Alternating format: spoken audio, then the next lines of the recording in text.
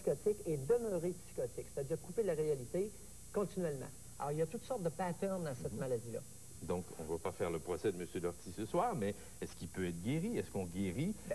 Est-ce que, d'abord, premièrement, parce qu'à l'époque, il faut se souvenir qu'on n'a pas cru, beaucoup d'experts n'ont pas cru que Lortie était malade.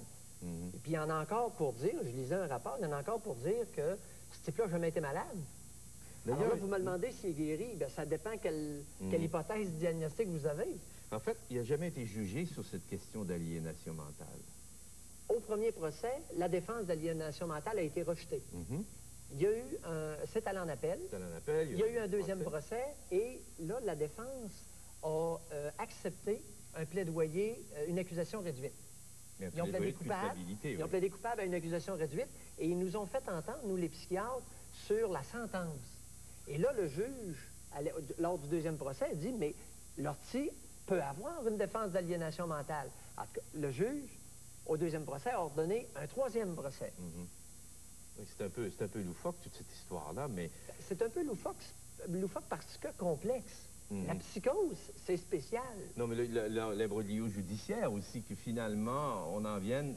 Cet homme-là, à l'époque, en tout cas, il était visiblement malade, qu'on n'en soit jamais venu à ce qu'il puisse plaider ou non l'aliénation mentale. C'est ce que vous dites, M. Saint-Pierre. Mais il y avait plusieurs éminents psychiatres de Montréal pour prétendre que Lortie n'était pas malade du tout.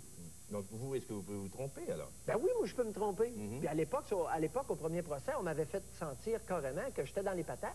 Mais ça donne que l'histoire a voulu que ça change. Au deuxième procès, il n'y a pas eu de psychiatres qui sont venus témoigner pour la couronne. Alors là, ça commençait à être intéressant pour moi, là, un peu plus. Parce qu'au premier procès, j'ai été, je peux dire que j'étais un peu malmené. Bon, est-ce que Lortie, là, peut revenir? Il va être 6 mois dans semi-liberté, là. Puis ensuite, est-ce qu'il peut revenir dans la société? C'est la question qu'on posait au début. Est-ce que, d'après vous, il peut revenir dans la société? Est-ce que vous avez vu, vous, des patients ou des gens que vous connaissez qui ont pu revenir dans la société après avoir connu des problèmes de psychose comme ça?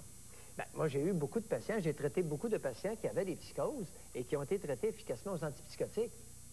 Maintenant, si vous me demandez, moi, depuis 1987, j'ai aucune idée de ce qu'a reçu Lortie. J'ai lu un document aujourd'hui. Oui, ça, c'est le document d'analyse de la Commission nationale des libérations conditionnelles. C'est ceux qui l'ont entendu pour lui permettre d'aller en semi-liberté dans cette résidence. Bon, on dit, entre autres, les différents experts dans notre dossier s'entendent généralement pour établir un diagnostic de personnalité obsessive, compulsive, alors qu'aucune pathologie majeure, telle que psychose ou trouble affectif majeur, n'a pu être constatée ou décelée. Bon, ces gens-là ne l'ont pas vu, en tout cas. Est-ce qu'ils ont vu quelque chose que... La phrase suivante devient très intéressante parce que, et suite à ce que vous venez juste de dire, il est écrit « L'acting out explosif serait dû, de l'avis des différents experts, à un épisode décompensatoire sur un mode psychotique aigu. » Bien, écoutez, là, branchez-vous, là, il est malade ou il ne l'a pas? Il a fait une psychose ou il n'en a pas fait? Vous savez, ce document-là que vous m'avez soumis est rempli de contradictions de ce type-là. Si vous publiez ça dans les médias, demain, que le monde lise ça, le monde, ils vont être inquiets, je vais autant vous le dire. C'est pas rassurant, un document comme ça. Qu'est-ce qui vous inquiète? Est-ce que c'est le fait qu'il soit libéré, mais qu'on n'ait aucun contrôle sur le fait qu'il prenne des médications ou pas, ou qu'il soit suivi ou pas? Moi, ce qui m'inquiète, c'est qu'on ne sait pas. Il n'y a pas de consensus sur ce qui est arrivé. Dans le document que vous m'avez remis, il y en a plusieurs qui disent il n'y a rien, ce type-là.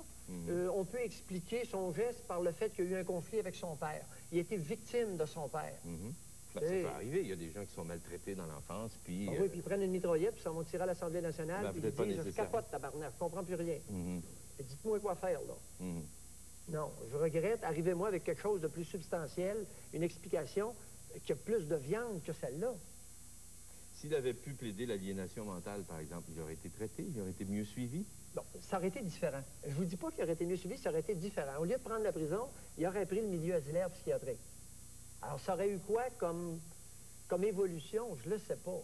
C'est pour ça, ici, là, il y a beaucoup de choses qu'on ne sait pas. Et il y en a qui se substituent à Dieu en essayant de prédire l'avenir et en rassurant ce que je considère, moi, faussement la population. Puis la population n'est pas dupe. Vous savez, si vous rassurez la population, arrivez avec quelque chose de substantiel, un raisonnement qui se tient, un langage clair et une pensée cohérente. Et là, vous allez rassurer la population. Vous, en général, vous vous classez parmi les psychiatres plutôt qui sont durs ou ceux qui sont plutôt permissifs envers des problèmes comme ça? Moi, M. Saint-Pierre, j'essaie d'être efficace quand je traite des psychotiques. Une psychose, dans ma tête, à moi, c'est une maladie, c'est le cerveau qui déraille. Et ça se traite avec des médicaments spéciaux. Je parle de la psychose, là. Je ne dis pas de tout traiter avec des pilules. Une psychose, ça se traite avec des antipsychotiques ou, pour la psychose maniaco-dépressive, avec du lithium.